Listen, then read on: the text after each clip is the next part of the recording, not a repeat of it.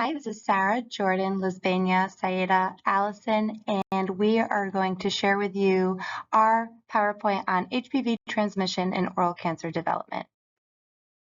HPV, also known as human papilloma virus, is a group of more than 200 related viruses. Some types can cause warts, while others associated with various cancers, including cervical, anal, and oropharyngeal cancers. It's often transmitted through skin-to-skin contact during sexual activity. Most HPV infections go away on their own, but some can persist and lead to health issues. Vaccines are available to protect against the most common cancer-causing types of HPV. HPV strains are categorized as low risk or high risk based on their association with cancer. Low risk HPV strains 6, 11, 42, 43, and 44 rarely cause cancer. However, they are responsible for more than 90% of warts and benign lesions. On the other hand, high-risk HPV strains such as 16 and 18 can cause several types of cancer, including cervical, anal, and throat cancer.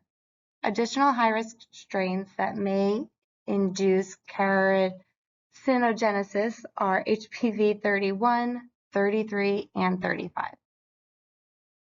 One of the key ways to prevent oral cancer is through HPV vaccination. This vaccine is highly effective, preventing around 70 to 90% of HPV-related cancers, including both cervical and oral cancers. It's recommended for boys and girls between 9 and 14, with catch-up vaccinations available up to age 26. For ages 9 to 14, only 2 doses are needed, spaced 6 to 12 months apart.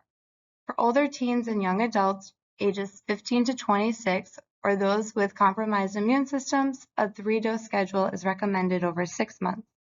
The vaccine also benefits men by reducing the risk of genital warts and anal cancer. Boosting HPV vaccination rates is a major public health goal, as it not only helps prevent HPV transmission, but also plays a critical role in cancer prevention across communities. 2 common vaccines for preventing HPV-related cancers, including rare oral cancers, are Gardasil 9 and Cervarix. Gardasil 9 protects against 9 HPV types, covering cancers like cervical, vulvar, vaginal, anal, and genital warts, and is approved for ages 9 to 45 for both genders. Cervarix target type 16 and 18 to prevent cervical cancer and is approved for females aged 9 to 25. Gardasil 9 is also widely used since it offers broader protection against multiple HPV-related cancers. There are 2 main types of screening for HPV in the dental office that providers can offer. The first is the intraoral exam, and during this exam, providers look for signs of oral cancer such as lesions, abnormal growth tissues, warts, and lumps in the throat and neck.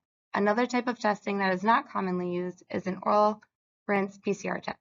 In 2016, several offices in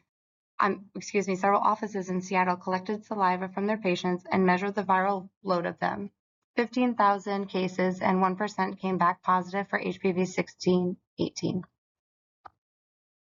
Clinical signs of HPV include fleshy growths of bumps on the oral mucosa membranes and tongue. Oral lesions may also be present. Symptoms of high-risk HPV types include sore throat, difficulty swallowing, changes in voice, and lumps in the neck. About 90% of men will be infected with HPV in their lifetime, and 80% of women. Out of this high percentage of people infected, half of them have a high-risk type of HPV, such as strains 16 and 18. 37,000 cases of cancer are likely caused by HPV each year. Over 15,000 total cases of oropharynx cancer are diagnosed each year. 70% of these cases are likely caused by HPV. Prevention by vaccinations and patient education are key to prevent malignant manifestations of HPV. As dental health providers, we see manifestations after they progress, but as primary care providers, we can help stop the infection from occurring in the first place with those vaccinations and patient education. Thank you for following along. Here are our resources.